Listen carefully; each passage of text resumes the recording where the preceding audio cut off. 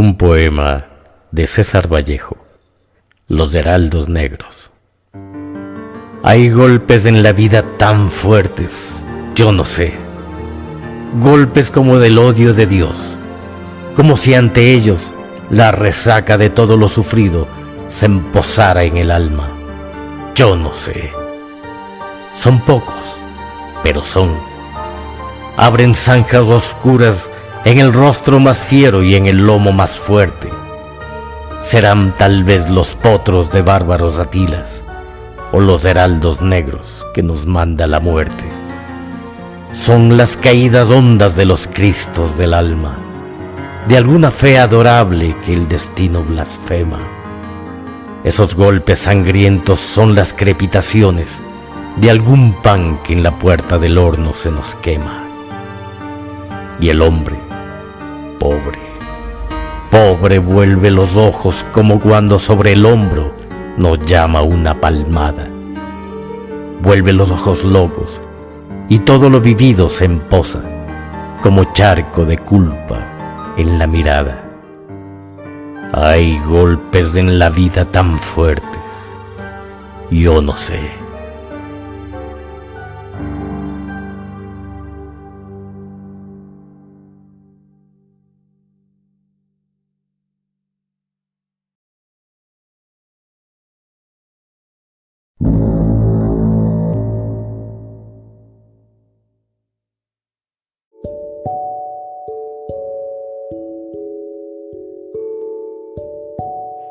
Buenos días, tardes, noches, gracias por escucharnos. Bienvenidos a Cuentos Hermanos, el podcast que narra nuestros días en forma de cuento.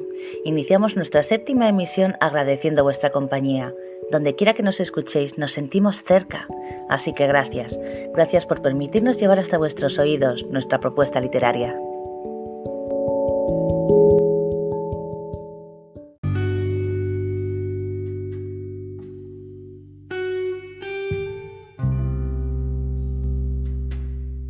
Hola amigos, soy Naima Luna, de España, y llevo escribiendo toda mi vida. Hace unos años autopubliqué un libro de relatos cortos titulado Lamentos de un espejo roto, algunos de los cuales podéis encontrar en mi canal de YouTube La Burbuja de Naima. Y ahora estoy aquí para presentaros más historias, tanto mías como de los creadores del programa Cuentos Hermanos, que estoy segura disfrutaréis en cada uno de sus episodios. Gracias por escucharnos. ¡Comenzamos!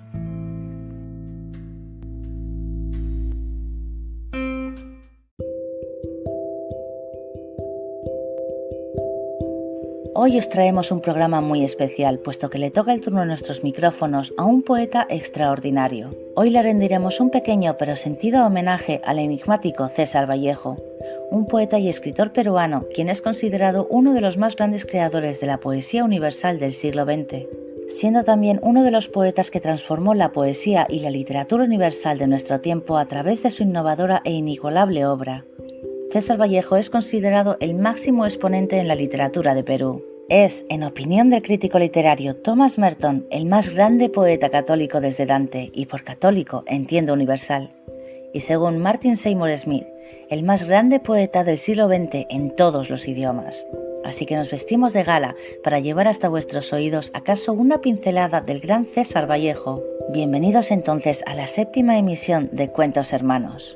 Además, como en cada emisión, también os traemos una muestra del extraordinario trabajo de nuestros queridos colaboradores. Hoy iniciamos con una de mis obras titulada Eliminado del recuerdo, un texto nostálgico y fantástico que explora las despedidas, huecos de nuestra memoria, nuestros recuerdos y el olvido. Y a continuación, os compartimos con mucho cariño un texto de Raúl Guerra, quien desde la Argentina nos envía un cuento de su autoría narrado en su propia voz.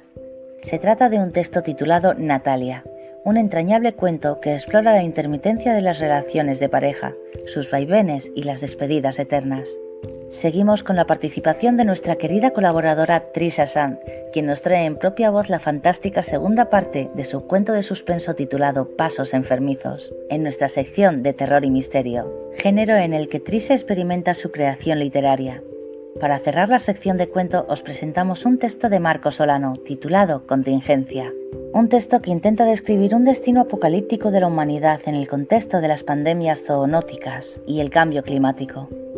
Finalmente, para cerrar este programa, nos acompaña nuestra querida colaboradora Jocelyn Garzat para presentarnos la sección de Poemas Hermanos, trayéndonos entonces la sección poética de nuestro programa para descubrir a extraordinarias poetas contemporáneas. Sin más preámbulos, aquí comenzamos este 7º episodio de Cuentos Hermanos, el podcast.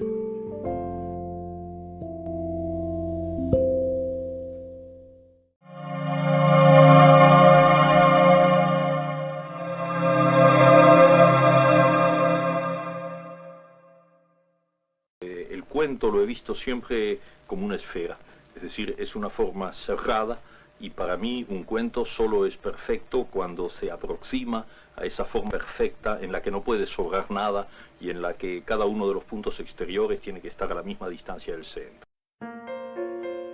La miré a los ojos deseando que el tiempo se ralentizase, solo para poder ver cómo ocurría, solo para alargarlo un poquito más. Pero los segundos siguieron su ritmo despreciando mis súplicas y riéndose de mis desesperados intentos de hacer la transición más lenta. Empecé. Sentí cómo un viento gélido recorría mis pupilas y las abandonaba al instante para redirigir su camino a los preciosos ojos de ella. No se movió. Tan solo dejó escapar un gemido ahogado cuando sintió mi poder recorriendo su cerebro e instalándose en los huecos de su memoria, arrebatándole todo aquello que no deseaba, todo cuanto la había hecho sufrir desde que ya había desaparecido. Ya no podía recuperar ese primer momento culpable de un camino de sufrimiento que ahora se evaporaba de su cerebro sin dejar ni rastro de lo que en su momento fue toda una vida. Un brillo de pureza parecido a la ingenuidad infantil brotó en su mirada, desbordándose en las lágrimas de haber perdido algo que ya no recordaba siquiera, algo que para ella nunca existió, aunque no fue solo para ella.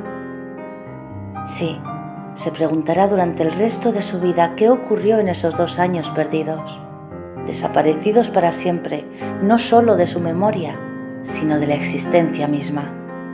Se preguntará por qué nadie puede darle respuestas, por qué tomó esa decisión, ¿y por qué ese chico la observa con añoranza cada mañana desde la cafetería de delante de su casa, quien desaparece cada vez que ella intenta acercarse para preguntar si se conocen de algo?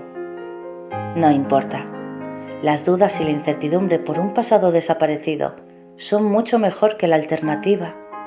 Ya no me recordará más, ni ella, ni nadie que haya estado implicado en nuestras vidas durante estos últimos años. Sacudió la cabeza.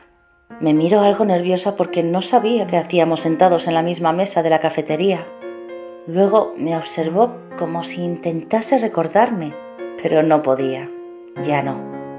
Me levanté despacio y le sonreí con tristeza, mientras las palabras abandonaban mis labios. Perdona, me he equivocado. No eres tú. Y me di la vuelta dirigiéndome a la calle, pasando junto al camarero que nos sirvió el café casi cada día desde que me fui a vivir con ella, y junto al dueño del kiosco del periódico de la esquina, que siempre va ahí a almorzar, y junto a la vecinita de al lado que siempre va con su pastor alemán a todas partes. Ninguno de ellos me recordaba ya. Qué triste. Ni siquiera el perro recordaba haberme conocido alguna vez. Al menos ella podría empezar de cero sin todo el dolor que le causé desde que este poder, esta maldición, llegó a mi vida. Cuando le hice olvidar al chico del gimnasio que siempre le hacía reír con sus palabras, incluso olvidó que alguna vez hubiese ido a un gimnasio. Y cuando arrebaté de su mente la noche que me pilló borracho besando a aquella chica del bar de quien ni siquiera sabía el nombre. Cuando le hice olvidar discusiones de las cuales siempre era yo el único culpable, y tantas cosas más. Yo me lo busqué. Solo yo fui el responsable de su sufrimiento y el culpable de su decisión de olvidarme, a mí y a toda nuestra relación. Y por eso no se lo negué. Cuando se dio cuenta de los muchos espacios en blanco que había dejado en su cabeza, en su vida, y cuando se dio cuenta de que solo podía ver lo perfecto que yo era, sin defectos que pudiera recordar, ni gritos, ni discusiones, ni malas citas de las que reírnos años después al rememorarlas. Por eso no se lo negué, porque, qué sé yo, Podía haber sido un héroe, tal vez. O al menos podía haber usado este poder o este don o como quiera que se llame para hacer el bien o para ayudar a los demás, aunque solo fuese a mis familiares y amigos. Un egoísta honrado. Y sin embargo, lo usé tan solo en mi propio beneficio, convirtiéndome así en una especie de patético villano que tan solo ha conseguido dañar a quien más amaba, a lo único por lo que valía la pena cambiar, por lo que valía la pena vivir, o quizás incluso morir. Y por eso me he borrado a mí mismo no solo de su vida, sino de la existencia en sí. Ahora solo yo poseo el recuerdo de cientos de vidas alternativas, creadas por la alteración de los recuerdos borrados, momentos eliminados. Solo yo camino con el peso del dolor de todos ellos y el arrepentimiento, devorando mi alma sin piedad y haciendo de mis largos días de vida una tortura eterna. Nadie ya me recuerda, ni siquiera mis padres. Nadie ya sabe quién soy. Es mi castigo, es mi decisión. Y es la última vez que uso mis poderes. Porque a veces conseguir lo que más deseas es lo único que necesitas para arruinar tu vida.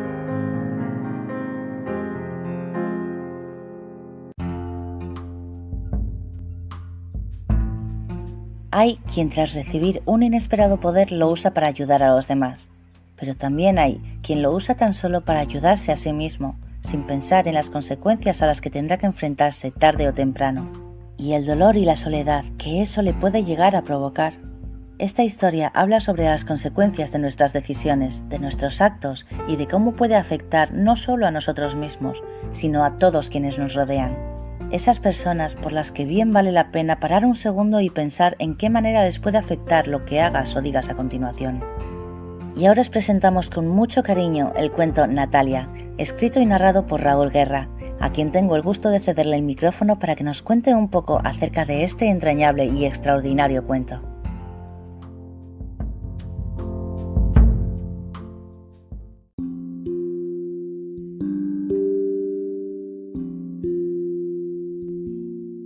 Hola, ¿cómo están? Mi nombre es Raúl Guerra, soy de Argentina y quería presentarles este relato que he titulado Natalia.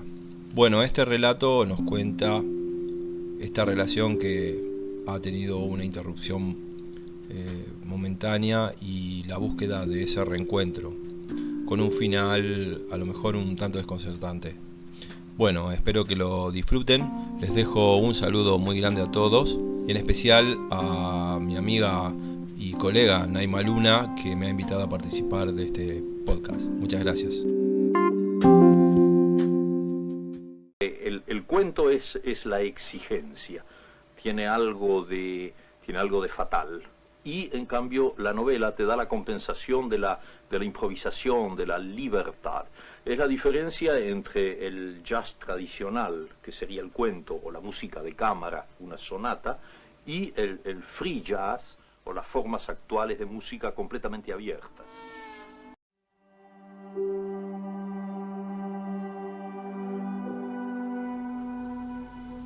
El tren se escapó de pronto como se escapan los amantes furtivos en medio de la noche. No pude llegar a tiempo y abordarlo. ¡Qué barbaridad! Se fue unos segundos antes de que yo llegara. Está vacía, no hay nadie acá en la estación y aunque parezca una locura mía, ese nadie también es alguien.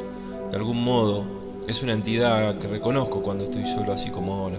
Este nadie también me hace compañía. Me tomo un momento y entrecierro los ojos. Busco en ese espacio pequeño y efímero que flota entre la imaginación y los sueños lúcidos. Quiero recordar, quiero entender por qué había llegado tarde si tenía todo tan bien calculado, casi cronometrado, o al menos eso es lo que yo creía. Ya lo sé, ya sé por qué me he demorado, al menos lo recordé. Salí con tiempo, pero de camino se me antojó un helado de coco y vainilla, con ese cono de galletita crocante así como a mí me gusta cuando hace calor. Y claro, entre pitos y flautas se me pasó el tiempo con el helado y con la señora de cabellos blancos que se había sentado a mi lado. La escuchaba parlotear, creo que me hablaba a mí, no sé, no entendí nada de lo que ella decía. Tal vez no presté mucha atención o quizás es que estoy demasiado cansado. ¿Y ahora qué?, me pregunto en voz alta. No sé qué voy a hacer para solucionar todo esto. Tengo menos de 2 horas para estar allá y arreglar este malentendido con Natalia. Debo pedirle perdón y explicarle por qué fui tan imbécil.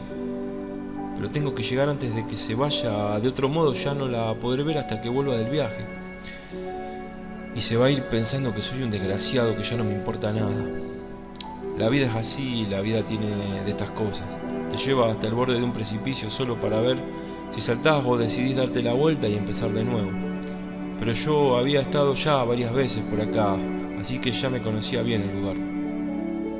Ahora fui a la heladería, pero no sé exactamente cómo y cuándo me desvié del camino a la estación.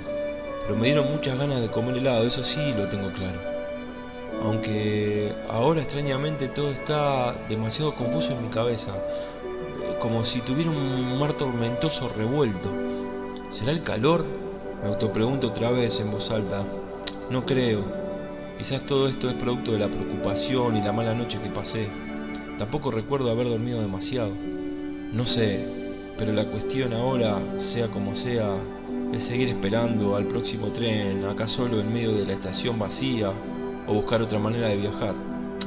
Bueno, mejor me voy hacia la ruta a ver si alguien me da un aventón. Como dicen los españoles, voy a hacer autoestopismo deliberado. La hora pasa y este es más o menos el 10º coche que cruza a mi lado y ni me mira. No sé qué más hacer para que alguno me vea y me lleve. Advierto que a lo lejos viene otro auto más. Voy a probar haciendo señas más efusivas, pero no sé si funcione. Ya me parecía que venía demasiado rápido. El tipo que manejaba tenía cara de estar muy apurado. Seguro que había alguien esperando en casa, así como Natalia me espera siempre a mí. Solo que si esta vez no llego y hablo con ella antes de que se vaya, pierdo. Y no solo a mi amor, a mi compañera, sino también mi hogar. Porque el hogar no es solo una casa, es lo que habita en ella también. Y Nati habita en mi casa, y definitivamente también habita en mí. No puedo permitir que se termine todo así por una estúpida pelea, por teléfono encima, a la distancia. Yo sé que tengo muchos defectos, pero no saber pedir disculpas y reconocer que me he equivocado, ese es uno de los más jodidos que tengo y ella me lo dice siempre. Ni se imagina lo mucho que la extraño hoy, y eso que hace tan solo 2 días que me marché, aunque involuntariamente, claro, por culpa de mi trabajo que a veces me obliga a viajar. 1 o 2 días me alejo de casa, una vez por mes salgo de viaje al interior. Casi siempre es lo mismo, ella se enoja, no le gusta que me vaya, pero después se le pasa. Esta vez igual fue diferente, no sé. Creo que le grité, no recuerdo bien, tengo la cabeza revuelta. Eso me preocupa cada vez más. A lo mejor es por no haber descansado bien, pienso. Pero no sé qué es lo que me pasa. La extraño, quiero llegar y abrazarla, decirle que no fue mi intención gritarle, que he sido un tonto, que no se vaya. Sigo caminando, no puedo detenerme. Tengo que regresar a la estación, aunque ahora recuerdo que yo vine en mi auto. Pero, ¿qué hice con mi auto? ¿Lo dejé en el taller? Tal vez sí, creo que se averió. Pero es tan extraño, no puedo, y por más que intente, no logro acordarme. Tal vez sea porque estoy muy cansado y no he dormido bien. A lo mejor es el clima que está afectándome. Hace frío, tengo frío y eso que hoy me tomé un helado. Qué raro. Qué raro está el clima por acá, parece muy cambiante. No sé qué voy a hacer si llego a la estación y no consigo tomarme el tren a tiempo. No sé qué voy a hacer si no llego antes de que ella tome sus cosas y se vaya. Quiero explicarle, pedirle perdón, decirle que fue mi culpa y que ella tenía razón como siempre. Tenía razón. Aunque esta vez no tuvo razón. Porque me dijo que yo no la amaba. Qué equivocada estás, Nati. No sabes cuánto te amo y cómo te extraño, aunque hace solo 2 días que me faltas. Una vez más, en esta estación solo, algunas personas parecen pasar caminando muy a lo lejos. Muy borrosas las veo, no sé por qué. Debo estar cansado, la verdad siento mucho sueño. No puedo mantenerme despierto, me cuesta tanto. Espero que venga el tren, que no llega nunca. La mujer de cabello blanco, la de la heladería, quién sabe cómo, pero está a mi lado. No sé qué hace aquí. ¿Estará también esperando abordar el tren? No lo sé, pero otra vez me habla, la escucho, pero lejana, como un susurro que golpea mi cabeza, como si fuera la marea, como olas en la playa. Siento tus manos, Natalia. Qué extraño, es como si me tocaras. También creo oír tu voz a lo lejos. pero no consigo distinguir qué me decís. No consigo comprender bien qué me pasa. Me estoy quedando dormido, amor mío. Me duermo. Perdóname, Natalia.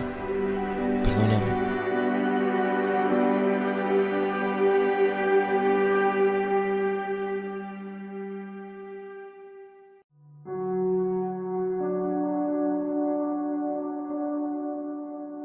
Natalia es un cuento que nos invita a reflexionar acerca de las relaciones humanas en el contexto de lo cotidiano, de la fragilidad de nuestra vida y de las relaciones afectivas. Allí vemos cómo un momento cambia nuestra vida para siempre. Una decisión parece condenarnos a lo irremediable. Natalia es una invitación a preguntarnos cómo queremos ser recordados en ese último momento. ¿Acaso debemos vivir cada instante como si fuera el último? A continuación os traemos un intrigante cuento de suspenso. Cedo el micrófono entonces a nuestra colaboradora Trisha Sanz para que nos sumerja en el lúgubre mundo del suspenso como género literario. Con todos vosotros, la tan esperada segunda parte del cuento Pasos enfermizos. Con todos vosotros, Trisha Sanz y los cuentos hermanos macabros.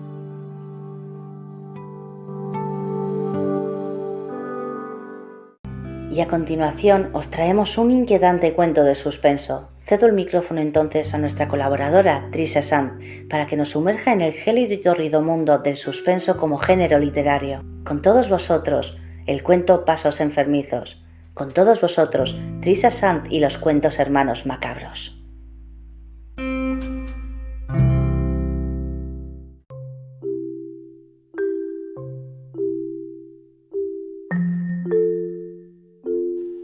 Buenas noches desde España. Soy Trisha Sanz.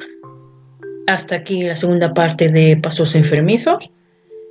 Les agradezco una vez más que estén ahí desde el minuto 1 acompañándonos. Muchas gracias por darnos la oportunidad de relatarles nuestros cuentos y poesías. Espero que haberles dejado con la duda, sí, soy mala, lo sé, de qué va a pasar en la tercera entrega y puede que última, ya se verá. Y agradecer una vez más a Cuentos Hermanos por dejarme seguir, dejándome formar parte de la pequeña familia, de verdad, se agradece. Muchas gracias a ustedes, oyentes. Y antes de despedirme quisiera felicitar a mi papá, que hoy es su cumpleaños. Felicidades, papi. Y espero que te sigas manteniendo así de bien. Y nada más, decirles una vez más, agradecerles por estar ahí con nosotros. Y nos vemos la próxima semana, amigos. Chao, chao.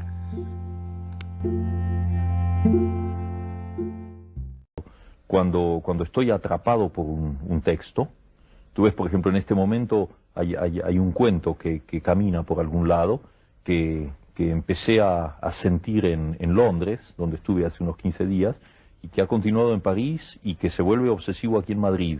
Y entonces lo estoy escribiendo en diferentes pedazos de papel, entonces va saliendo así, sabes, por momentos, pero sin ninguna sujeción a horario, porque de alguna manera el cuento ya está escrito. Eres tú. Cora se acabó de acercar a mí, con cierto titubeo, al tiempo que me miraba con extrañeza. No la culpé. El tono estridente de mi voz alarmaría a cualquiera que acabara de llegar. Sin embargo, no podía evitar preguntarme una y otra vez quién demonios había puesto de un extremo a otro del camino una maldita cuerda invisible a primera vista, con el fin de hacer caer a quien pasara por allí, y mucho menos podía entender por qué. ¿Acaso no se suponía que habíamos ido a aquel estúpido lugar para pasárnoslo bien? ¿Por qué entonces pone una trampa como aquella? ¿Acaso era una especie de broma o algo por el estilo? Dudo mucho que quien haya puesto eso ahí lo haya hecho con la intención de reírse a costa de quien se haya pegado el trompazo, me dije, mientras me limpiaba la sangre del pequeño corte en la ya sucia camiseta, y me puse en pie de nuevo. Ha sido preparado intencionadamente para hacer daño, y en parte lo han conseguido. Apoyé con cuidado el peso del cuerpo sobre el pie herido y comprobé, aliviada, que el dolor se había disipado ligeramente. Gracias a Dios no me lo he roto, me dije, al tiempo que me limpiaba la barbilla con el bajo de la camiseta. A pesar del tremendo golpe que me he dado, He tenido la suerte de que todo haya quedado en un gran susto. Dios mío, ¿pero qué es lo que te ha pasado?, me preguntó entonces mi amiga, abriendo los ojos como platos al acabar de acercarse a mí y ver las heridas. Me he tropezado, le expliqué, parpadeando con rapidez, sin dejar de buscar la respuesta a la pregunta que no paraba de dar vueltas en mi cabeza. ¿Por qué? Has tropezado, repitió mi amiga, frunciendo ligeramente el ceño, como si no acabara de creer lo que le decía. Con una cuerda de nylon, le expliqué, llevándome la mano hacia la barbilla para comprobar si todavía sangraba, y noté un pequeño escozor en cuanto las yemas de mis dedos tocaron la herida. Has tropezado con una cuerda de nylon, repitió de nuevo, profundizando el fruncimiento de ceño. Deja de repetir todo lo que digo, le espeté, furiosa, mientras la fulminaba con la mirada. ¿Cómo diantre te piensas que me he hecho esto? Es que resulta un poco extraño que hayas tropezado con una cuerda de nylon dentro de un laberinto, Cristel, comentó entonces Cora, encogiéndose de hombros. ¿Quién diantre pondría eso ahí? ¿Y por qué? Solté un bufido. ¿Acaso no me crees?, inquirí, molesta, y antes de que pudiera responder, me agaché con cuidado y arranqué el hilo con brusquedad, ignorando el ligero dolor que sentía en cuanto se clavó en mi piel, haciéndome un nuevo corte. Entonces, ¿qué diablo es esto? Explícame. Le tendí el fino hilo para que pudiera verlo. Mi amiga abrió los ojos como platos, perpleja.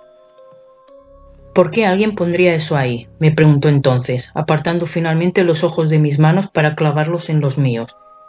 Eso es lo que quiero saber, le dije, mientras hacía un pequeño ovillo con la fina cuerda, y me la guardaba en el bolsillo de los pantalones. ¿Quién y por qué? Pero primero tenemos que salir de aquí. Miré de un lado hacia otro intentando ubicarme. ¿Quién tuvo la idea de venir aquí?, preguntó entonces, como si no hubiera escuchado mis últimas palabras. ¿Qué?, balbuceé, parpadeando con rapidez, confusa. ¿Quién propuso venir al laberinto?, repitió, con cierta insistencia. No lo sé, contesté, sacudiendo la cabeza, con pesar. Alguna de las chicas, supongo. La verdad es que ya no les presto mucha atención cuando hablan. Siempre tenemos que hacer las cosas que se les antoja a Idara y a Keira, así que... Me arrepentí en aquel momento de haber soltado aquel amargo pensamiento que tenía parte de mi corazón envenenado. Cora era una de las chicas más fieles, por así decirlo, de las dos líderes de la manada, a la que yo por desgracia pertenecía, y tenía muy claro en que no dudaría en hacerles saber que no eran para nada de mi agrado. Sin embargo, me daba igual. Bien podía haber sido una de ellas dos las que hubiera puesto aquella estúpida trampa para que alguien se acabara herido. La recién llegada me observó detenidamente unos segundos, como si estuviera sopesando aquella probabilidad. Creo que tengo una botella de agua de más en la mochila, comentó entonces, mientras se quitaba una de las asas del hombro para poder abrir la cremallera. Hay que limpiarte esa herida antes de que se te infecte. Me sorprendió que se mostrara de repente tan servicial conmigo, y aquello me confundió. Aunque ambas pertenecíamos al mismo grupito de amistades, lo cierto es que nunca habíamos tenido un acercamiento tan íntimo como ella parecía tenerlo con el resto de las integrantes. Pues lo cierto es que yo tampoco había estado mucho por la labor de ofrecer ni lograr una confianza que en realidad no quería. No nos llevábamos mal, simplemente nunca habíamos sido realmente amigas. Primero debemos de salir de aquí, antes de que empiece a anochecer, comenté entonces, echando un vistazo al cielo, con cierta preocupación. No te preocupes por eso ahora, dijo entonces, encogiéndose de hombros para quitarle importancia. Para eso tengo esto. Abrió el pequeño bolsillo lateral y me mostró el teléfono móvil. Abrí los ojos como platos, perpleja. Creí que habíamos acordado de no traer teléfonos móviles ni nada que pudiera ayudarnos para así vivir una experiencia inolvidable, comenté, sintiéndome de repente ridícula ante aquella observación. Era obvio que la única ingenua que había aceptado aquella norma había sido yo. ¿Cómo son Idara y Keira? ¿Crees que yo voy a llevar a cabo esa estúpida idea?, replicó, frunciendo el ceño, incrédula. No soy tan idiota como para confiar en su palabra, Cristel. He visto lo que esas dos son capaces de hacer cuando alguien o algo se entromete en su camino, y por supuesto la idea de venir aquí no es otra para intentar deshacerse de toda competencia que intente interponerse en su único objetivo, que no es otro que nuestro querido y marginal Juanjo. No había momento más mejor en la vida que aceptar en participar en aquellas mediocres aventuras para acabar descubriendo quién era tu amiga y quién no, en quién podías confiar y quién era capaz de traicionar. Y tras escuchar las últimas palabras de Cora, descubrí que mi concepto de ella era totalmente erróneo. Al igual que yo, odiaba a aquellas dos víboras. Sin embargo, ¿por qué había accedido a unirse a la aventura del laberinto? Este grupo está tan podrido que es imposible confiar ni siquiera en tu propia sombra, me dije con cierta tristeza. Pues al parecer yo sí lo soy, musité con voz apenas audible, sacudiendo la cabeza con pesar. Cora volvió a observarme durante unos segundos, en silencio. «Me caes bien, Crystal», comentó entonces, haciendo que volviera a mirarla, arrugando la frente, escéptica. «En serio, te considero muy buena chica», insistió, asintiendo con la cabeza. «Entonces, ¿por qué has dudado de mi palabra cuando te he dicho lo de la cuerda de nylon?», quise saber, cruzándome de brazos, sin cambiar la expresión.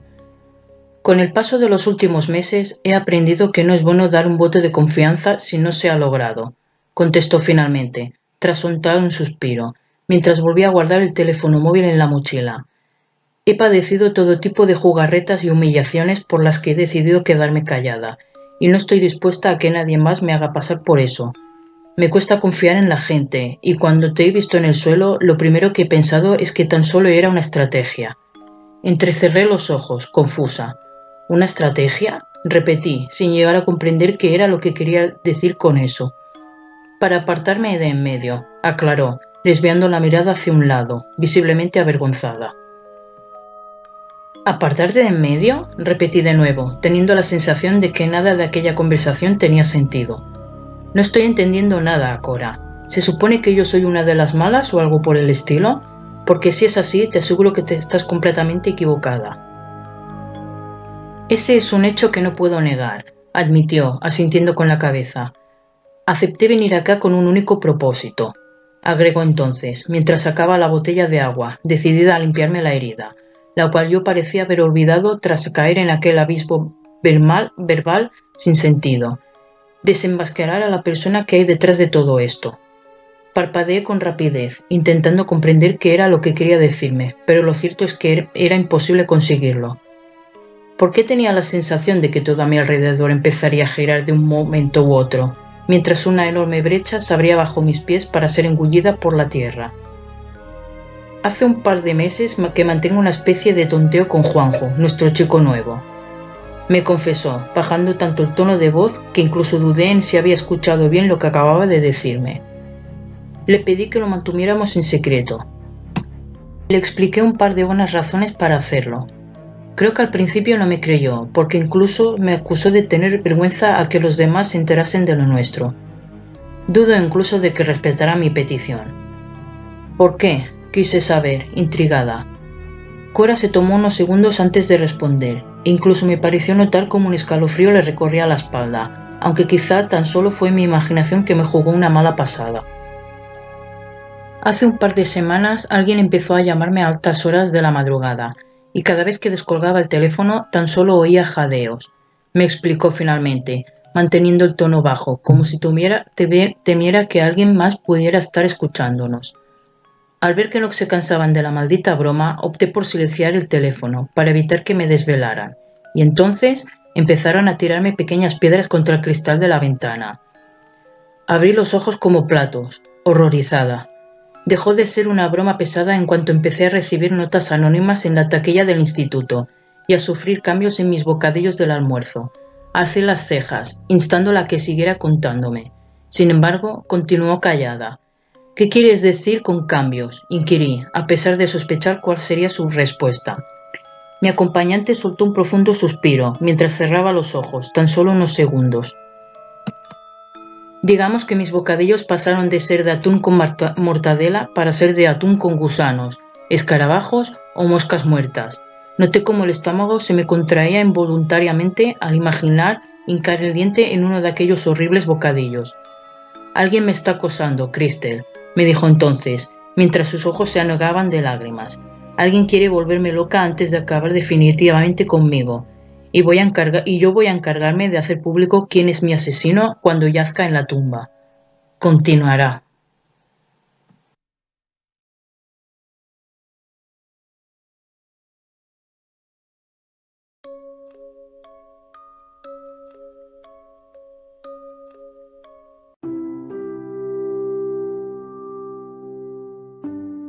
Para finalizar esta sección de Cuentos Hermanos, os presentamos un texto de Marcos Solano titulado Contingencia, un cuento corto de ficción que nos narra un futuro apocalíptico producido por el Antropoceno, un texto que nos hace reflexionar sobre la incidencia de las enfermedades zoonóticas con el COVID-19, ocasionadas por nuestra destructiva interacción con el medio ambiente. En el caso del cuento, tiene que existir desde la primera palabra, tiene que estar ya de alguna manera contenida la última, aunque en mi caso yo nunca la sé. Yo no sé cómo van a terminar mis cuentos, pero sé de todas maneras que se va a cerrar, que se va a completar como el vuelo de un boomerang.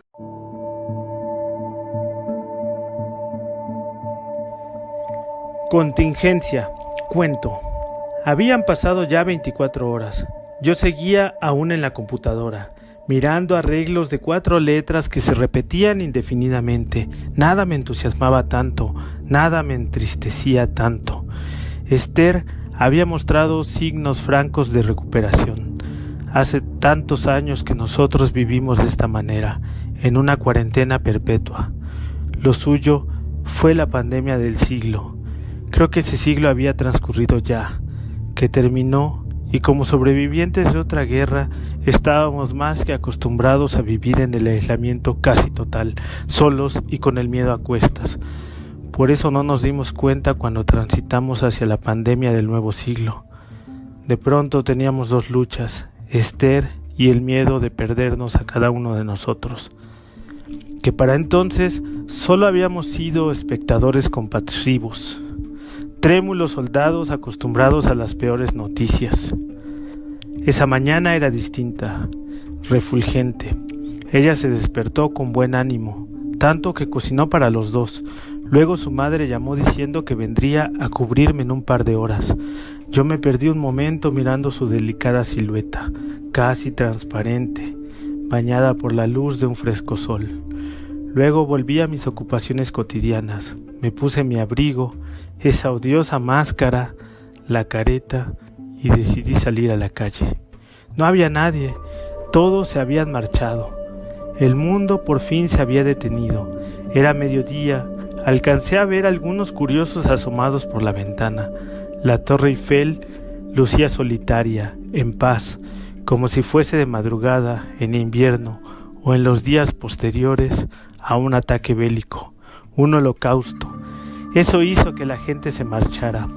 La calle también estaba en paz, solitaria y nostálgica. Era como el presagio de una tragedia mayor aún por venir. Caminé por la avenida de los Champs-Élysées, tristemente solo, feliz y afortunadamente solo. Por fin el mundo podía comprender siquiera lo que habían sido los últimos 10 años de mi vida. Por fin Esther, su madre y yo estábamos tan solos como todos los demás. Nuestros temores eran cada vez perpetuos y comulgaban con el resto de la ciudad, todos en sintonía. El mundo por fin se detuvo, como se detuvo el nuestro estos 10 años. Ya no me sentía tan solo, tan dolido, tan desdichado. Dejé de sentir compasión por la madre de Esther y por fin, luego de 10 largos años, por fin sentí amor de verdad hacia ella. Caminé esa larga avenida. Dejé de lado todo mi rencor y mi egoísmo, mi falta de fe, y me concentré en mi trabajo. Había encontrado por fin un sitio de unión en la cápside del virus.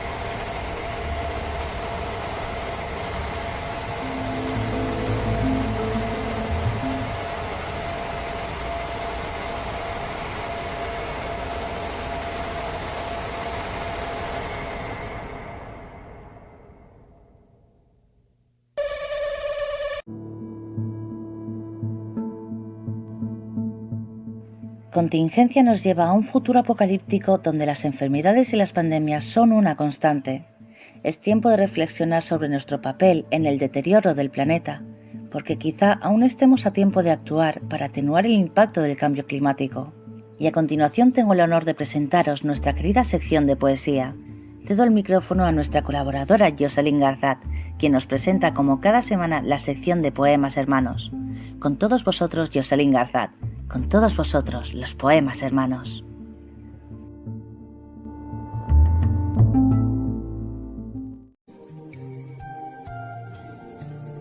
Yo no sé de pájaros, no conozco la historia del fuego,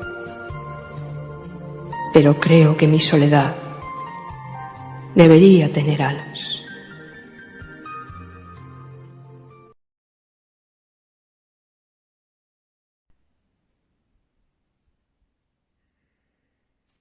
Hola, ¿qué tal? Buenas tardes, mi nombre es Jocelyn Garzat, con el gusto de siempre de saludar a toda la comunidad que nos hace el favor de escucharnos como en cada programa. El día de hoy les doy la bienvenida a esta su sección Poemas Hermanos. Estoy más que emocionada porque por primera vez tengo una invitada. Ustedes deben de saber que la poesía es una de las cosas que más me interesan, pero la poesía femenina, la poesía escrita por mujeres y aún más la poesía escrita por mujeres vivas es el top de mis preferencias.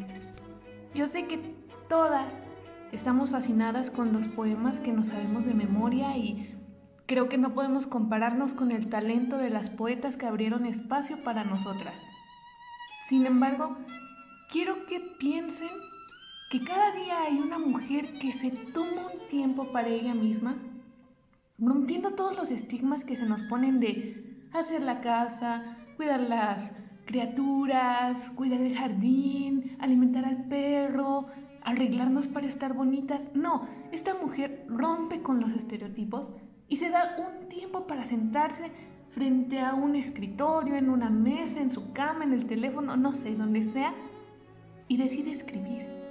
Escribir es un acto revolucionario. Escribir es un acto de amor propio. Escribir es un acto de rebeldía contra todas estas imposiciones que tenemos. Y bien, el día de hoy voy a tener la fortuna de presentarles a una poeta joven, maravillosa, que me urge que conozcan, que la escuchen, que sepan todo lo que ella es capaz de escribir.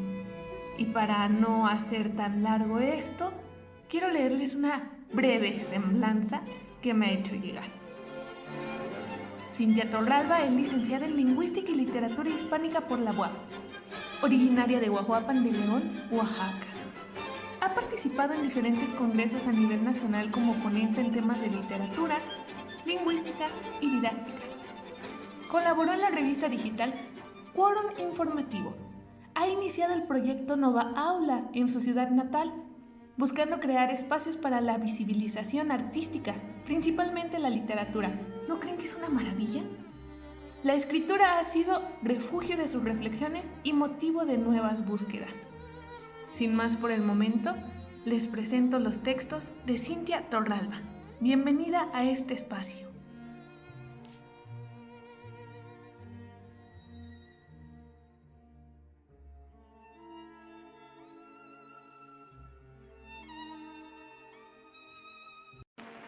Entre volúmenes huecos mi cuerpo grafía a otro páramo, descargando letras, huesos, huecos.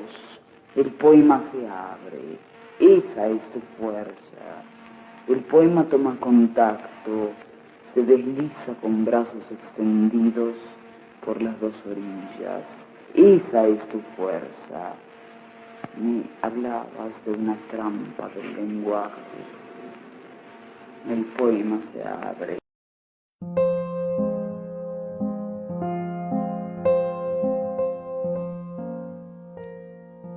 Y después de saber tanto de esta autora, es momento de que escuchemos ahora sí lo que ella ha escrito.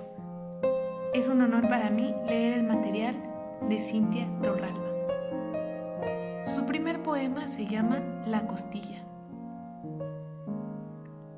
Si fuera dueña de la costilla no la rompería. Más aún sería sin ser mía, yo completa sin costilla, costilla completa sin ser mía. Qué malgastada la lumbre que las quema, sin saber que sus cenizas, hijas, se quedarían. No corren, ¿qué no corren?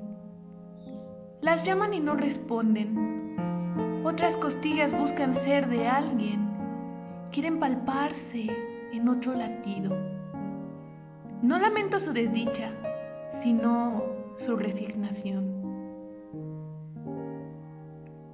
Nadie quiere ver crecer a los árboles. Mis vecinos quieren una calle tan ancha, de duro cemento y sin pizca de gracia. La quieren adornar de coches en sus fiestas lejanas. Quieren que se cubran de calor porque la sombra no los alcanza.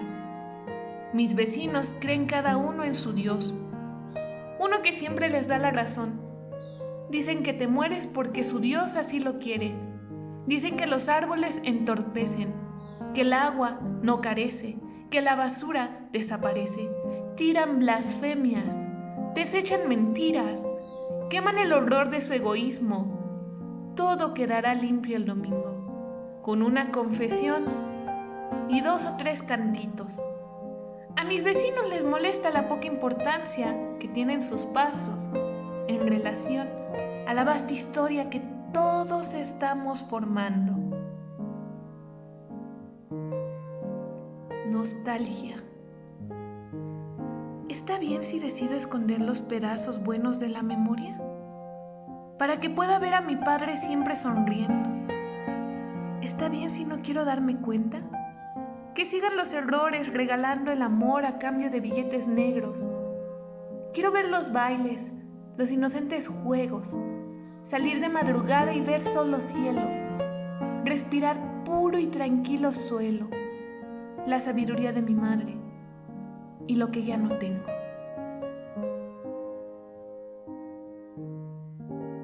Trago amargo. No pude leer poesía, no después de sentir a mis puños temblando de rabia, mis oídos incautos que se atrevieron a escuchar. Grosería y grosería de una boca deforme.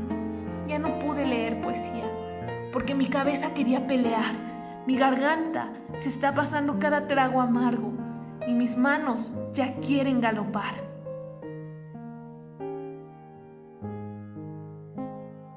Voy al viento. Si camino siguiendo tu camino, no piso tus huellas ni nada parecido. Voy sin prisa tras donde estarán las mías. Caminen tú y mi camino, con las pisadas cercanas, algún salto en los ríos, alguna pierna quebrada. Camino y no te miro, sujeto tu mano y siento el viento, suave tu mano, tierna tu brisa, que rocía sin querer mojarme. Entro contigo ya en mi camino, sin la duda, sin el espanto. Entras conmigo y todo es dicha. Llueve, arde y todo es canto.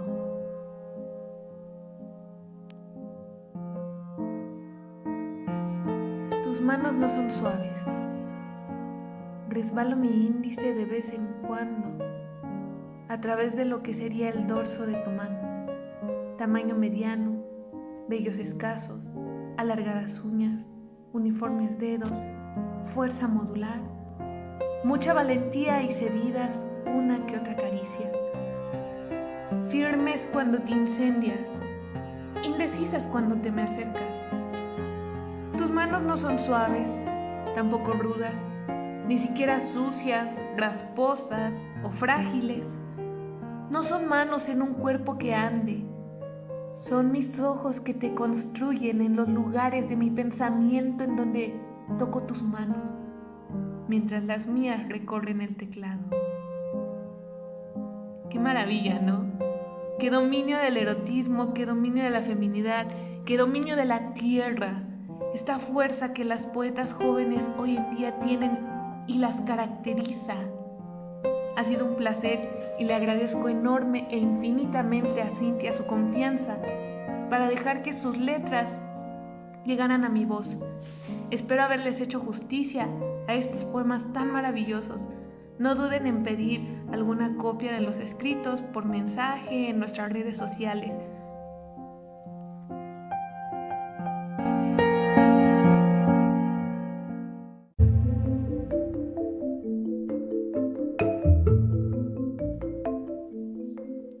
Como en cada emisión, les doy las gracias por habernos acompañado y les repito, 1, que este es un espacio abierto para todas las poetas que quieran y me permitan el honor de leer sus palabras.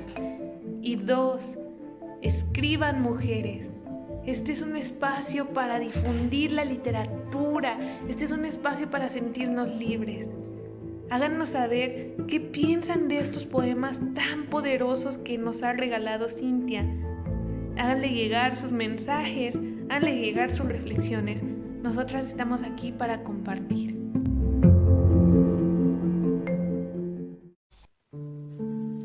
Los ausentes soplan y la noche es densa.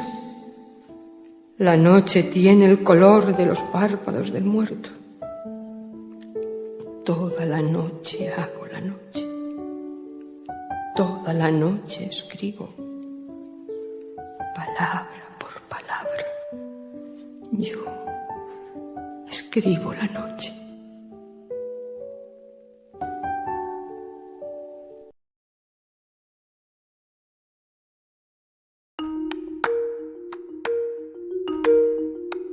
Para finalizar este programa, con gran gusto quiero presentaros un pequeño homenaje al extraordinario poeta y escritor peruano César Vallejo, trayendo hasta vosotros el cuento Paco Yunque.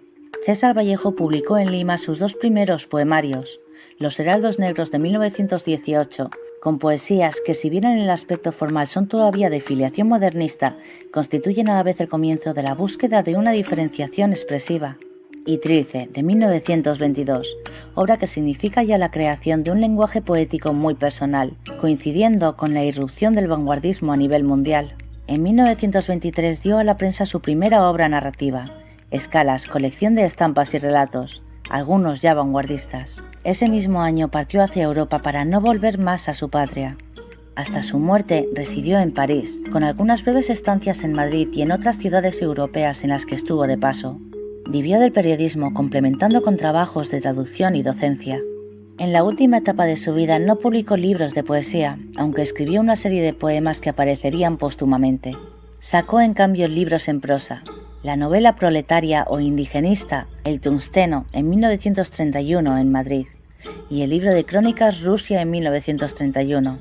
Por entonces escribió también su cuento más famoso, Paco Yunque, que saldría a la luz años después de su muerte. Sus poemas póstumos, Poemas Humanos, fueron publicados junto con España, Aparta de mí este cáliz, en 1939 gracias al empeño de su viuda, Georgette Vallejo. La poesía reunida en estos últimos volúmenes es de corte social, con esporádicos temas de composición ideológica y profundamente humanos. Para muchos críticos, los poemas humanos constituyen lo mejor de su producción poética. Esto lo han hecho merecedor del calificativo de poeta universal.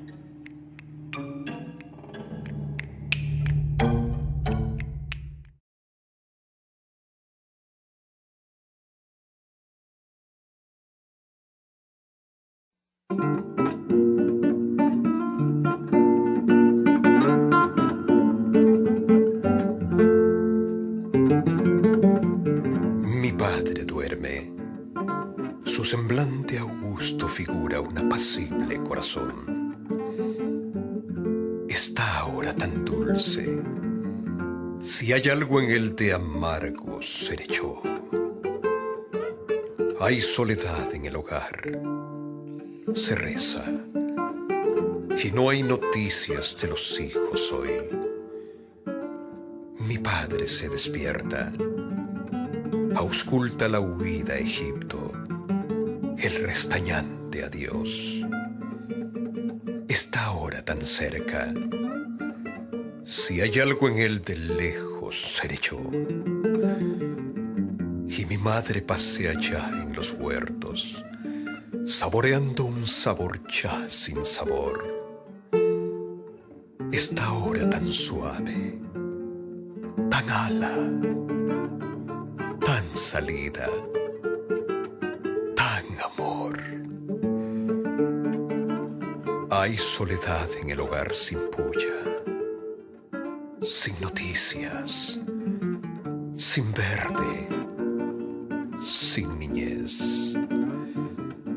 Y si hay algo quebrado en esta tarde, y que baja y que cruje, son dos viejos caminos blancos, curvos.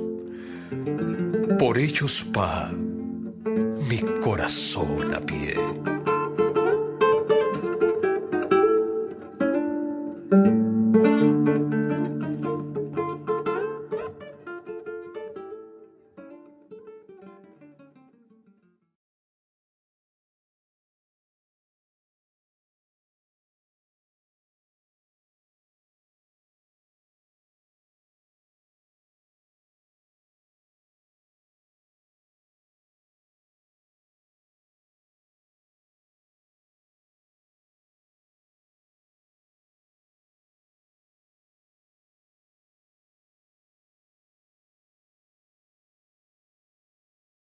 Paco Yunque.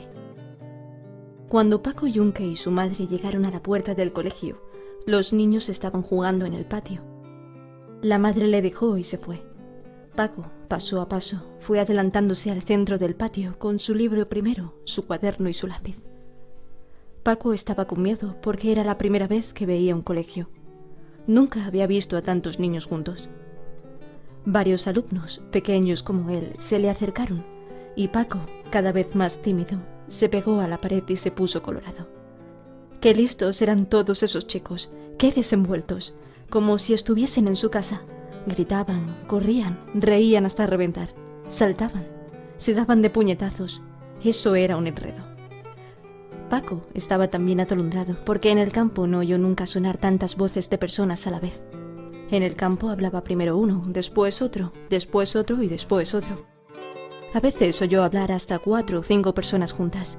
Era su padre, su madre, don José, el cojo Anselmo y la Tomasa. Eso no era ya voz de personas, sino otro ruido, muy diferente.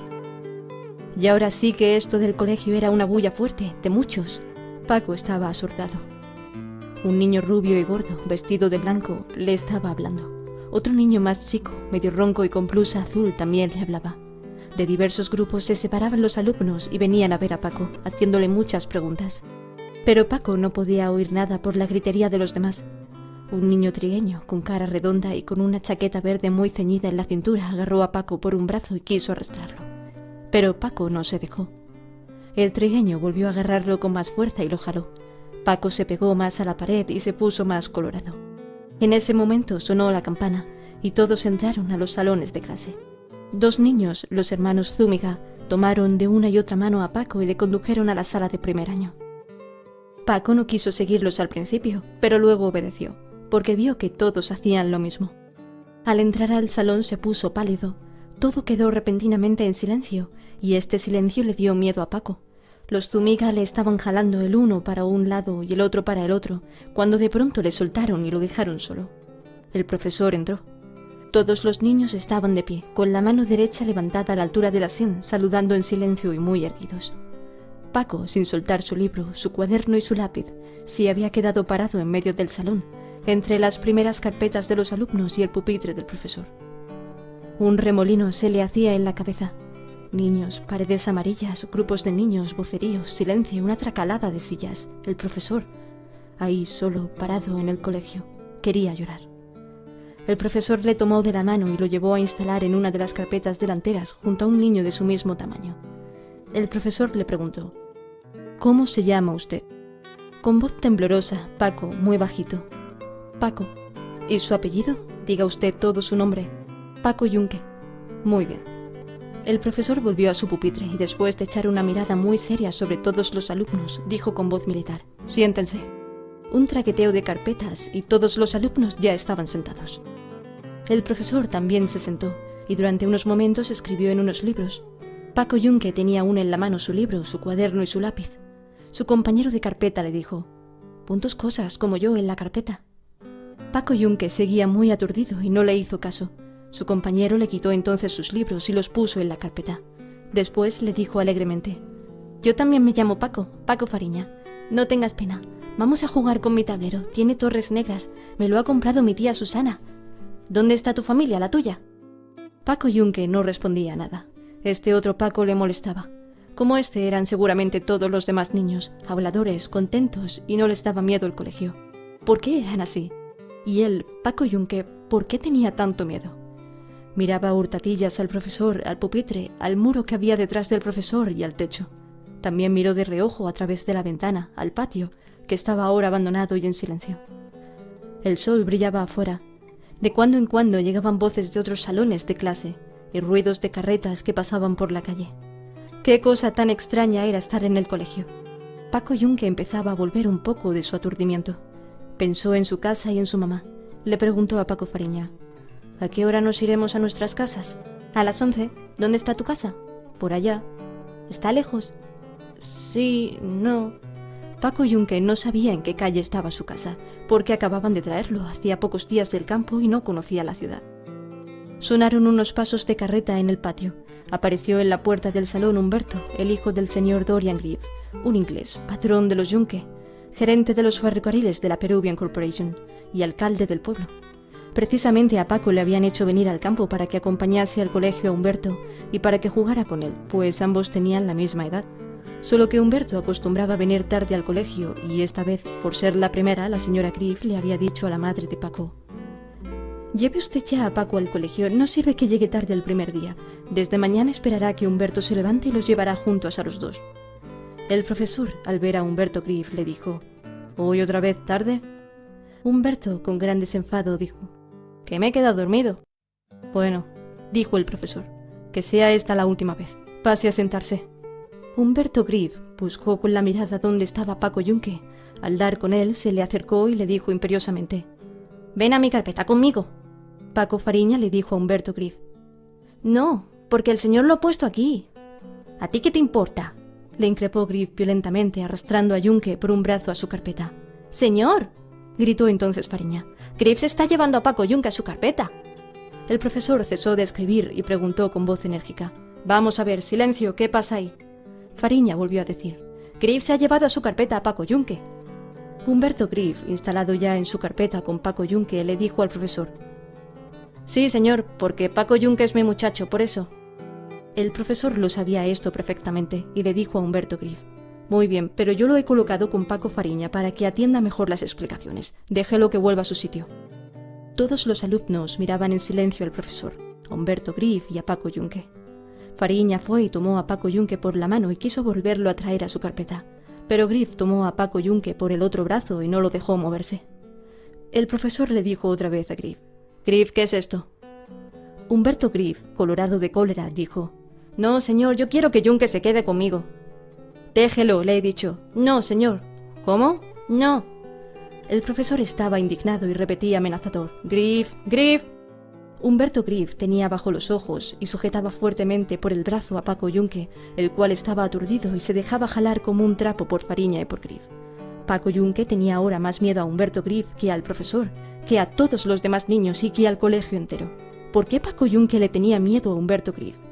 ¿Por qué este Humberto Grieve solía pegarle a Paco Yunque? El profesor se acercó a Paco Yunque, le tomó por el brazo y le condujo a la carpeta de Fariña. Grieve se puso a llorar, pataleando furiosamente su banco. De nuevo se oyeron pasos en el patio y otro alumno, Antonio Gresdes, hijo de un albañil, apareció a la puerta del salón. El profesor le dijo: «¿Por qué llega usted tarde?». «Porque fui a comprar pan para el desayuno». «¿Y por qué no fue usted más temprano?». «Porque estuve alzando a mi hermanito y mamá está enferma y papá se fue al trabajo».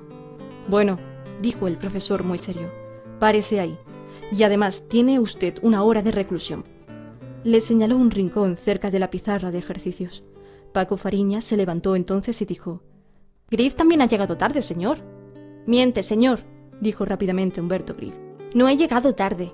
Todos los alumnos dijeron en coro: sí, señor, Grieve ha llegado tarde».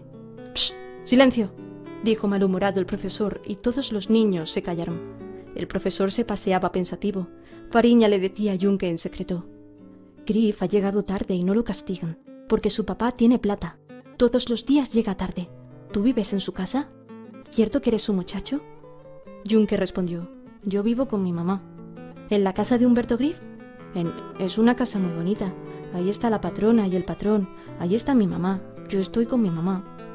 Humberto Griff, desde su banco del otro lado del salón, miraba con cólera a Paco Junke y le enseñaba los puños, porque se dejó llevar a la carpeta de Paco Fariña. Paco Junke no sabía qué hacer. Le pegaría otra vez al niño Humberto, porque no se quedó con él en su carpeta. Cuando saldrían del colegio, el niño Humberto le daría un empujón en el pecho y una patada en la pierna. El niño Humberto era malo y pegaba pronto, a cada rato, en la calle, en el corredor también, y en la escalera, y también en la cocina delante de su mamá y delante de la patrona.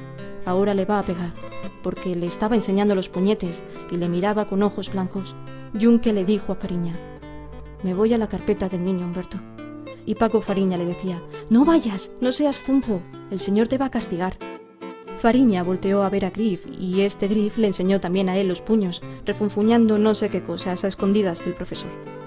Señor, dijo Fariña, ahí ese Griff me está enseñando los puñetes. El profesor dijo: psh, silencio, vamos a ver.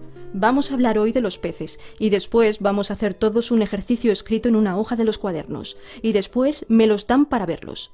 Quiero ver quién hace mejor ejercicio, para que su nombre sea escrito en el cuaderno de honor del colegio, como el mejor alumno del primer año. ¿Me han oído bien? Vamos a hacer lo mismo que hicimos la semana pasada, exactamente lo mismo. Hay que atender bien a la clase. Hay que copiar bien el ejercicio que voy a escribir después en la pizarra. ¿Me han entendido bien?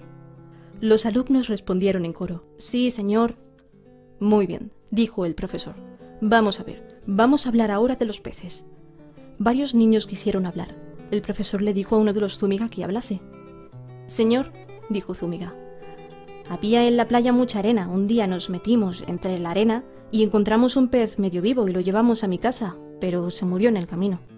Humberto Griff dijo: señor, yo he cogido muchos peces y los he llevado a mi casa y los he soltado en mi salón y no se mueren nunca. El profesor preguntó: ¿pero los deja usted en alguna vasija con agua? No, señor, están sueltos entre los muebles. Todos los niños se echaron a reír. Un chico flacucho y pálido dijo: mentira, señor, porque el pez se muere pronto, cuando lo sacan del agua. No, señor, decía Humberto Griff, porque en mi salón no se mueren, porque mi salón es muy elegante, porque mi papá me dijo que trajera peces y que podía dejarlos sueltos entre las sillas. Paco Fariña se moría de risa. Los Zúñiga también. El chico rubio y gordo de chaqueta blanca y el otro cara redonda y chaqueta verde se reían ruidosamente.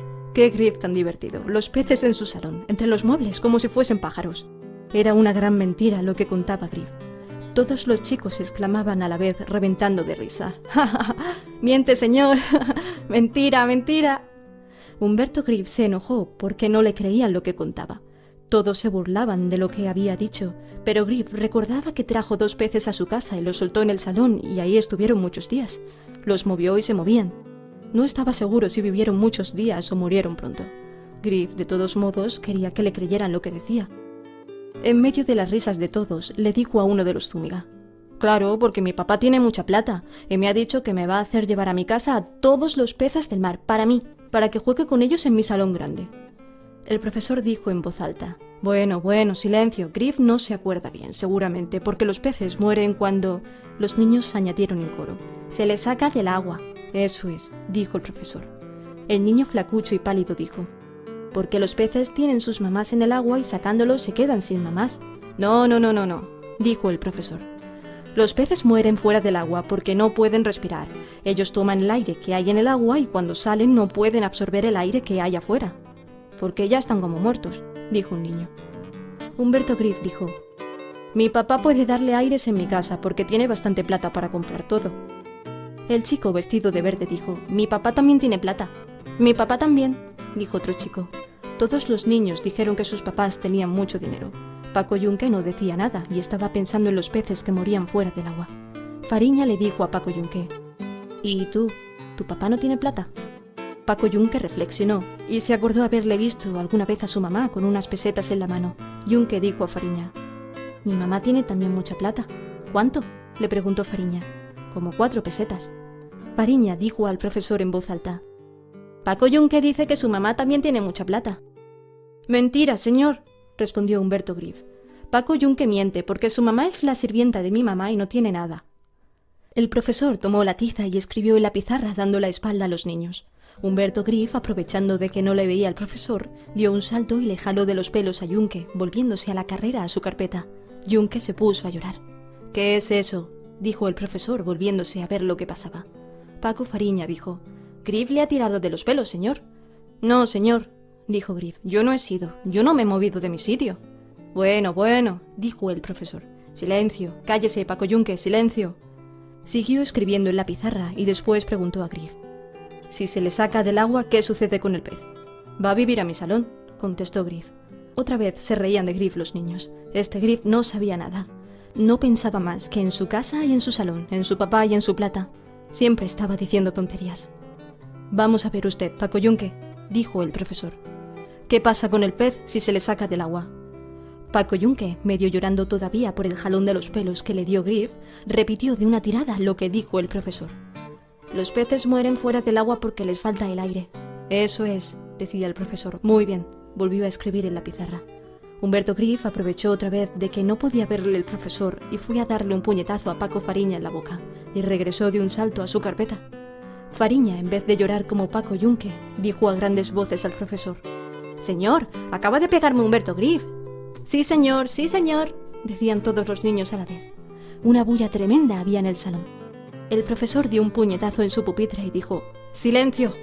El salón se sumió en un silencio completo y cada alumno estaba en su carpeta, serio y derecho, mirando ansiosamente al profesor. Las cosas de este Humberto Grif. Ya ven lo que estaba pasando por su cuenta. Ahora habrá que ver lo que va a hacer el profesor, que estaba colorado de cólera, y todo por culpa de Humberto Grif. «¿Qué desorden es este?», preguntó el profesor a Paco Fariña. Paco Fariña, con los ojos brillantes de rabia, decía: «Humberto Grif me ha dado un puñetazo en la cara sin que yo le haga nada». «¿Verdad, Grif?». «No, señor», dijo Humberto Grif, «yo no le he pegado». El profesor miró a todos los alumnos sin saber a qué atenerse. ¿Quién de los dos decía la verdad? ¿Fariña o Grif? «¿Quién lo ha visto?», preguntó el profesor a Fariña. «Todos, señor. Paco Junque también lo ha visto».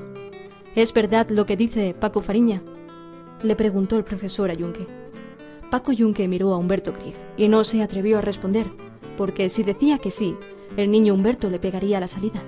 Junque no dijo nada y bajó la cabeza. Fariña dijo: «Junque no dice nada, señor, porque Humberto Grif le pega, porque es su muchacho y vive en su casa».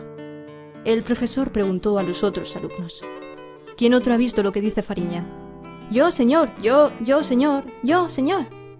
El profesor volvió a preguntar a Grif: «Entonces, ¿es cierto, Grif, que le ha pegado usted a Fariña?». «No, señor, yo no le he pegado». «Cuidado con mentir, Grif. Un niño decente como usted no debe mentir». «No, señor, yo no le he pegado». «Bueno, yo creo en lo que usted dice. Yo sé que usted no miente nunca. Bueno, pero tenga mucho cuidado en adelante». El profesor se puso a pasear pensativo, y todos los alumnos seguían circunspectos y derechos en sus bancos. Paco Fariña gruñía a media voz y como queriendo llorar. «No le castigan porque su papá es rico. Le voy a decir a mi mamá». El profesor le oyó y se plantó enojado delante de Fariña y le dijo en alta voz: «¿Qué está usted diciendo? Humberto Grif es un buen alumno, no miente nunca, no molesta a nadie, por eso no le castigo. Aquí todos los niños son iguales, los hijos de ricos y los hijos de pobres. Yo los castigo aunque sean hijos de ricos. Como usted vuelva a decir lo que está diciendo del padre de Grif, le pondré 2 horas de reclusión. ¿Me ha oído usted?». Paco Fariña estaba agachado, Paco Junque también. Los dos sabían que era Humberto Grif quien les había pegado y que era un gran mentiroso. El profesor fue a la pizarra y siguió escribiendo: «¿Por qué no le dijiste al señor que me ha pegado Humberto Grif?». «Porque el niño Humberto me pega». «¿Y por qué no se lo dices a tu mamá?». «Porque si le digo a mi mamá también me pega y la patrona se enoja». Mientras el profesor escribía en la pizarra, Humberto Grif se puso a llenar de dibujos su cuaderno. Paco Junque estaba pensando en su mamá. Después se acordó de la patrona y del niño Humberto. ¿Le pegarían al volver a casa? Junque miraba a los otros niños, y estos no le pegaban ni a Junque ni a Fariña, ni a nadie. Tampoco le querían agarrar a Junque en las otras carpetas como quiso hacerlo el niño Humberto. ¿Por qué el niño Humberto era así con él? Junque se lo diría ahora a su mamá, y si el niño Humberto le pegaba, se lo diría al profesor. Pero el profesor no le hacía nada al niño Humberto. Entonces se lo diría a Paco Fariña. Le preguntó a Paco Fariña: ¿A ti también te pega el niño Humberto? ¿A mí? ¿Qué me va a pegar a mí? Le pego un puñetazo en el hocico y le echo sangre, vas a ver. Como me haga alguna cosa, déjalo y verás. Se lo dirá a mi mamá, y vendrá mi papá y le pegará a Griff y a su papá también, y a todos. Paco Yunque le oía asustado a Paco Fariña lo que decía. Cierto sería que le pegaría al niño Humberto, y que su papá vendría a pegarle al señor Griff. Paco Yunque no quería creerlo, porque al niño Humberto no le pegaba nadie. Si Fariña le pegaba, vendría el patrón y le pegaría a Fariña y también al papá de Fariña. Le pegaría el patrón a todos, porque todos le tenían miedo, porque el señor Griff hablaba muy serio y estaba mandando siempre. Y venían a su casa señores y señoras que le tenían mucho miedo y obedecían siempre al patrón y a la patrona. En buena cuenta, el señor Griff podía más que el profesor y más que todos. Paco Yunque miró al profesor que escribía en la pizarra. ¿Quién era el profesor? ¿Por qué era tan serio y daba tanto miedo? Yunque seguía mirándolo. No era el profesor igual a su papá ni al señor Griff. Más bien se parecía a otros señores que venían a la casa y hablaban con el patrón. Tenían un pescuezo colorado y su nariz parecía moco de pavo. Sus zapatos hacían rish, rish, rish cuando caminaba mucho. Yunque empezó a fastidiarse. ¿A qué horas iría a su casa? Pero el niño Humberto le iba a pegar a la salida del colegio. Y la mamá de Paco Yunque le diría al niño Humberto: «No, niño, no le pegue usted a Paquito, no sea tan malo». Y nada más le diría. Pero Paco tendría colorada la pierna de la patada del niño Humberto, y Paco se pondría a llorar, porque al niño Humberto nadie le hacía nada, y porque el patrón y la patrona le querían mucho al niño Humberto, y Paco Yunque tenía pena porque el niño Humberto le pegaba mucho. Todos, todos, todos le tenían miedo al niño Humberto y a sus papás. Todos, todos, todos. El profesor también, la cocinera, su hija, la mamá de Paco, el Venancio con su mandil, la María que lava las vacinicas. Quebró ayer una vacinica en 3 pedazos grandes. ¿Le pegaría también el patrón al papá de Paco Yunque? Qué cosa fea era esto del patrón y del niño Humberto. Paco Yunque quería llorar. ¿A qué hora acabaría de escribir el profesor en la pizarra? Bueno, dijo el profesor cesando de escribir. Ahí está el ejercicio escrito. Ahora todos sacan sus cuadernos y copian lo que hay en la pizarra. Hay que copiarlo exactamente igual. ¿En nuestros cuadernos?, preguntó tímidamente Paco Yunque. Sí, en sus cuadernos, le respondió el profesor. ¿Usted sabe escribir un poco? Sí, señor, porque mi papá me enseñó en el campo. Muy bien, entonces todos a copiar. Los niños sacaron sus cuadernos y se pusieron a copiar el ejercicio que el profesor había escrito en la pizarra. No hay que apurarse, decía el profesor. Hay que escribir poco a poco para no equivocarse. Humberto Griff preguntó: señor, el ejercicio escrito de los peces? Sí, a copiar todo el mundo. El salón se sumió en el silencio. No se oía sino el ruido de los lápices. El profesor se sentó a su pupitre y también se puso a escribir en unos libros. Humberto Griff, en vez de copiar su ejercicio, se puso otra vez a hacer dibujos en su cuaderno. Lo llenó completamente de dibujos de peces, de muñecos y de cuadritos. Al cabo de un rato el profesor se paró y preguntó: ¿Ya terminaron? Bueno, dijo el profesor, pongan al pie sus nombres bien claros. En ese momento sonó la campana del recreo. Una gran algazara volvieron a hacer los niños y salieron corriendo al patio. Paco Yunque había copiado su ejercicio muy bien y salió al recreo con su libro, su cuaderno y su lápiz. Ya en el patio vino Humberto Griff y agarró a Paco Yunque de un brazo diciéndole con cólera: «Ven para jugar al melo». Lo echó de un empellón al medio y le hizo derribar su libro, su cuaderno y su lápiz. Yunque hacía lo que le ordenaba Griff, pero estaba colorado y avergonzado de que los otros niños viesen cómo lo zarandeaba el niño Humberto. Yunque quería llorar. Paco Fariña, los 2 Zúñigas y los otros niños rodeaban a Humberto Griff y a Paco Yunque. El niño flacucho y pálido recogió el libro, el cuaderno y el lápiz de Yunque, pero Humberto Griff se los quitó a la fuerza diciéndole: «Déjalos, no te metas, porque Paco Yunque es mi muchacho». Humberto Griff llevó al salón de clases las cosas de Paco Yunque y se las guardó en su carpeta. Después volvió al patio a jugar con Paco Yunque. Le cogió del pescuezo y le hizo doblar la cintura y ponerse a 4 manos. «Estate quieto así», le ordenó imperiosamente. «No te muevas hasta que yo te lo diga». Humberto Griff se retiró a cierta distancia y desde allí vino corriendo y dio un salto sobre Paco Yunque, apoyando las manos sobre sus espaldas y dándole una patada feroz en las posaderas. Volvió a retirarse y volvió a saltar sobre Paco Yunque, dándole otra patada. Mucho rato estuvo así jugando Humberto Griff con Paco Yunque. Le dio como 20 saltos y 20 patadas. De repente se oyó un llanto. Era Yunque que estaba llorando de las fuertes patadas del niño Humberto. Entonces salió Paco Fariña del ruedo formado por los otros niños y se plantó ante Griff diciéndole: No te dejo que saltes sobre Paco Yunque. Humberto Griff le respondió amenazándole: Oye, Paco Fariña, te voy a dar un puñetazo. Pero Fariña no se movía y estaba tieso delante de Griff y le decía: Porque a este muchacho le pegas y lo saltas y lo haces llorar. Sáltalo y verás. Los dos hermanos Zúñiga abrazaban a Paco Yunque y le decían que no llorase, y le consolaban diciéndole: ¿Por qué te dejas saltar así y dar de patadas? ¡Pégale! Sáltalo tú también. No seas zonzo. Cállate, ya no llores. Ya nos vamos a ir a nuestras casas. Paco Yunque estaba siempre llorando y sus lágrimas parecían ahogarle. Se formó un tumulto de niños en torno a Paco Yunque y otro tumulto en torno a Humberto Griff y a Paco Fariña. Griff le dio un empellón brutal a Fariña y lo derribó al suelo. Vino un alumno más grande del segundo año y defendió a Fariña, dándole a Griff un puntapié. Y otro niño del tercer año, más grande que todos, defendió a Griff, dándole una furiosa trompada al alumno del segundo año. Un buen rato llovieron bofetadas y patadas entre varios niños. Eso era un enredo. Sonó la campana y todos los niños volvieron a sus salones de clase. A Paco Yunque lo llevaron por los brazos los dos hermanos Zúñiga. Una gran gritería había en el salón del primer año cuando entró el profesor. Todos se callaron. El profesor miró a todos muy serios y dijo como un militar: «Siéntense». Un traqueteo de carpetas y todos los alumnos estaban ya sentados. Entonces el profesor se sentó en su pupitre y llamó por lista a los niños para que le entregasen sus cuartillas con los ejercicios escritos sobre el tema de los peces. A medida que el profesor recibía las hojas de los cuadernos, las iba leyendo y escribía las notas en unos libros. Humberto Griff se acercó a la carpeta de Paco Yunque y le entregó su libro, su cuaderno y su lápiz. Pero antes había arrancado la hoja del cuaderno en que estaba el ejercicio de Paco Yunque y puso en ella su firma.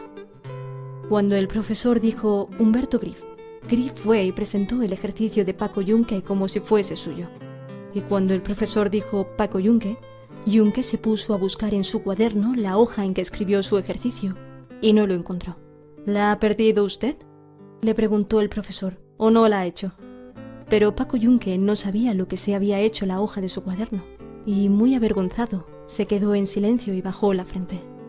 Bueno, dijo el profesor y anotó en unos libros la falta de Paco Yunque. Después siguieron los demás, entregando sus ejercicios. Cuando el profesor acabó de verlos todos, entró de repente al salón el director del colegio. El profesor y los niños se pusieron de pie respetuosamente.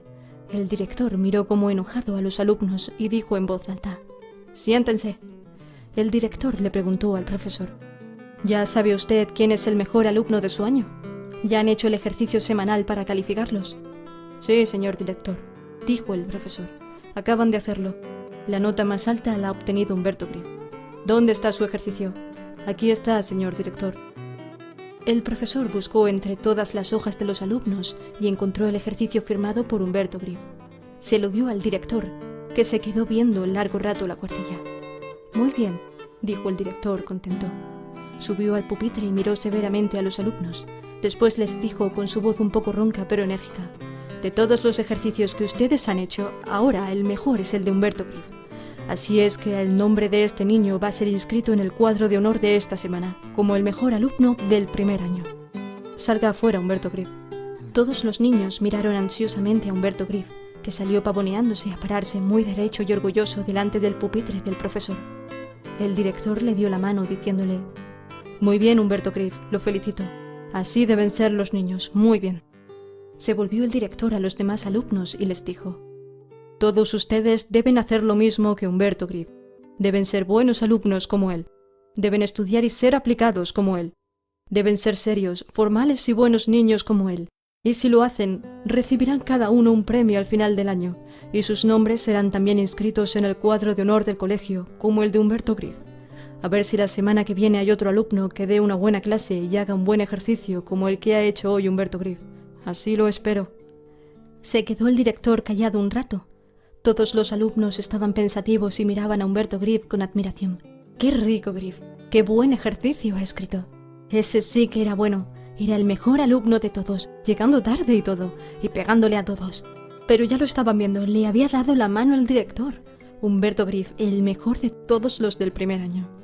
El director se despidió del profesor. Hizo una venia a los alumnos, que se pararon para despedirlo y salió. El profesor dijo después: «Siéntese».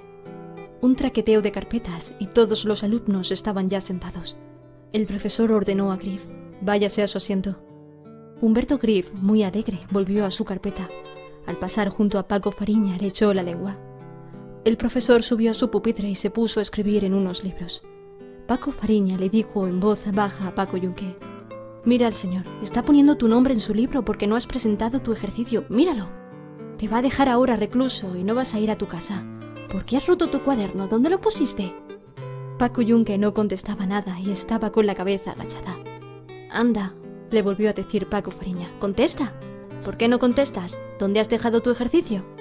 Paco Fariña se agachó a mirar a la cara de Paco Yunque y le vio que estaba llorando. Entonces le consoló diciéndole: «Déjalo, no llores, déjalo, no tengas pena. Vamos a jugar con mi tablero, tiene torres negras. Déjalo, yo te regalo mi tablero, no seas zonzo, ya, no llores». Pero Paco Yunque seguía llorando agachado.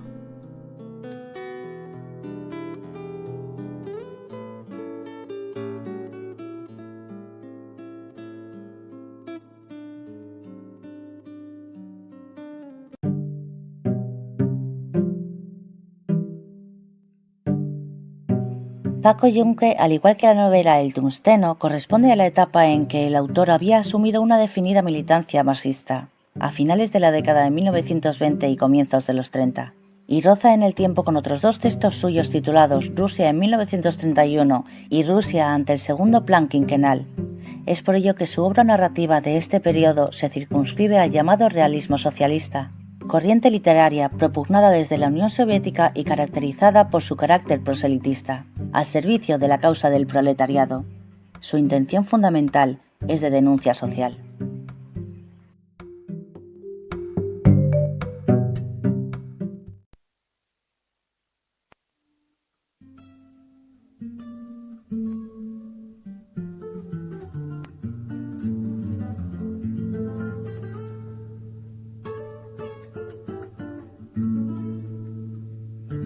Dios mío, estoy llorando el ser que vivo. Me pesa haber tomado de tu pan, pero este pobre barro pensativo no es costra fermentada en tu costado. Tú no tienes Marías que se van. Dios mío, si tú hubieras sido hombre, hoy supieras ser Dios. Pero tú, que estuviste siempre bien, no sientes nada de tu creación. Y el hombre sí te sufre. El Dios es él. Hoy que en mis ojos brujos hay candelas, como en un condenado, Dios mío, prenderás todas tus velas y jugaremos con el viejo dado. Tal vez, oh jugador, al dar la suerte del universo todo, surgirán las ojeras de la muerte, como dos haces fúnebres de lodo. Dios mío, y esta noche sorda, oscura, ya no podrás jugar, porque la tierra es un dado roído y ya redondo, a fuerza de rodar a la aventura, que no puede parar sino en un hueco, en el hueco de inmensa sepultura.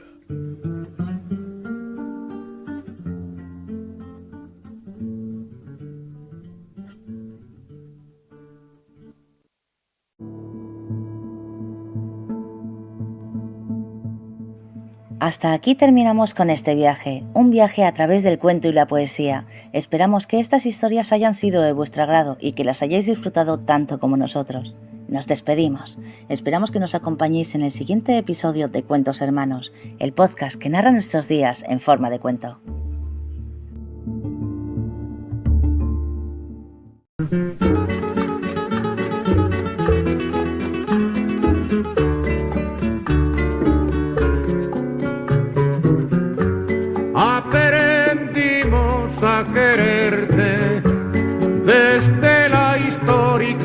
altura, donde el sol de tu bravura le puso cerco a la muerte. Resuena en la cinta que grabó para su esposa en el momento de la despedida y que hoy escucharemos por primera vez. Esto es lo único íntimamente mío e íntimamente conocido de los dos que puedo dejarte ahora. Los heraldos negros. Hay golpes en la vida tan fuertes, no sé, golpes como del hoyo de Dios, como si ante ellos la resaca de todo lo sufrido se imposara en el alma.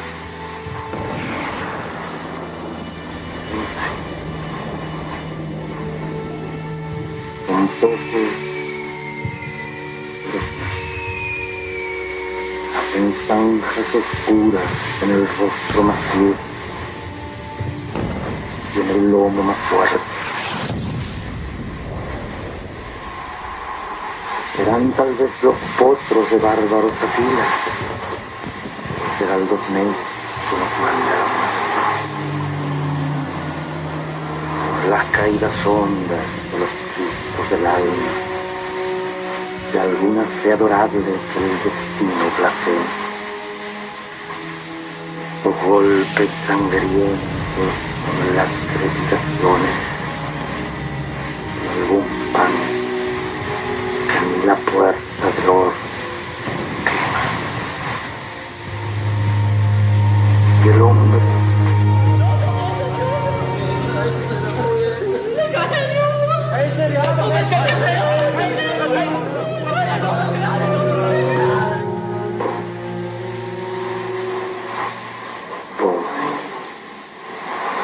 vuelve los ojos como cuando por sobre el hombro nos llama una palmada. Vuelve los ojos locos y todo lo vivido se imposa en el cerco de culpas en la mirada.